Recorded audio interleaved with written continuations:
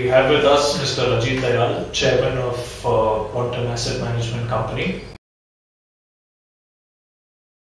With the amount of FII money coming into India, you think people in the West are finally waking up to the India growth story, or is it just maybe excess money in the system which is coming into India? Well, it's in my view, it's just excess money. In the last few months, as people may have heard and read, I've been on TV a few times, and I've not been very optimistic on the markets. I've recognized and noted the fact that there is printing of money.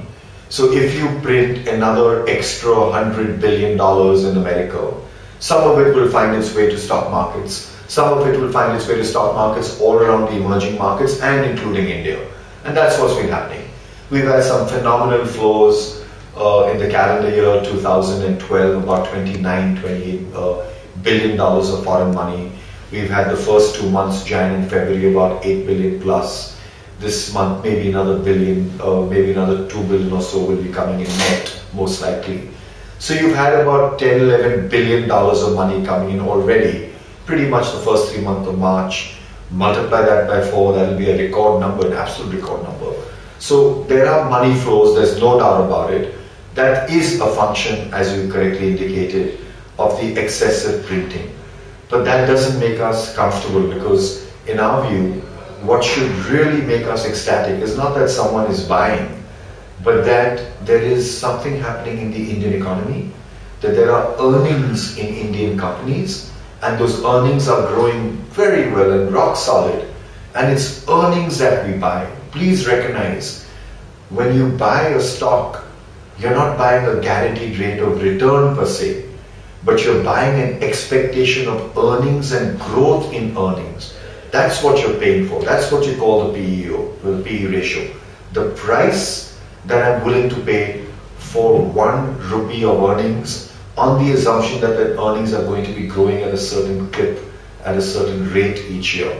We don't see that earnings rate growth in India. So yes, you need to be in equity, but please don't expect stock markets to give you some spectacular return, at least in our view, for much of 2013 and maybe even 2014, or at least part of 2014. So do you believe that India can grow at 6 and 7% in the future, or is it a very optimistic number?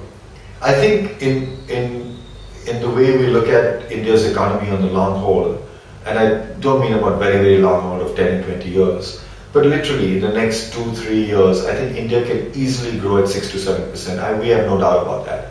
I think that there have been circumstances right now that have seen India's GDP growth rate decline to the 5.25%, 5.5% that have alarmed a lot of people, including the finance minister.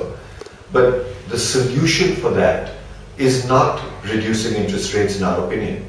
The solution for that is bringing transparency in the system, of trying to find a way to take natural and national resources and move that into the private sector, so that they can start building roads and highways and trains, tracks and ports and airports and whatever else that they have to do with it. That will feed economic activity. Recognize that we've just come out of, and they're still being exposed, but a cycle of massive scandals of scale we've never heard of before. Whether it's the real estate scandal, whether it's Colgate, whether it's iron ore, whether it's oil and gas, spectrum, everything. This is hundreds of thousands of crores of potential scandal. No one quite has a fix on it. All of this was really gifts, in some sense, to corporate India. And therefore, corporate India had this massive capex cycle. You give me spectrum for a low price, of course I'll invest in towers and in a sales force and offices and advertising campaigns to convert that raw spectrum into final minutes that I can sell on a mobile phone. So I will do that. That's capex. Capex leads to GDP, is part of GDP. And that capex cycle, which was led by corruption in the past, has disappeared. And that's why GDP has come down. So GDP in India has not fallen because Indian consumers are consuming less.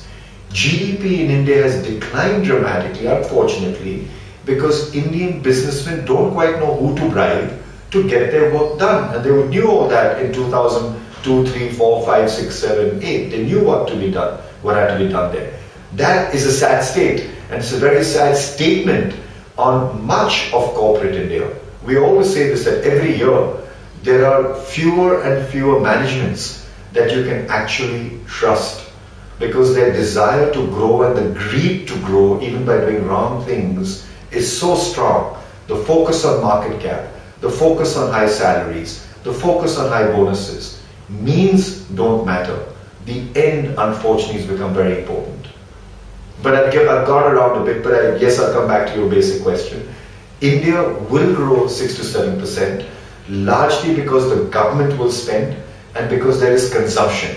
And businesses will join into this investment pattern again when that transparency starts on the capex cycle that I spoke about. Mutual fund investments are subject to market risks. Read all scheme related documents carefully.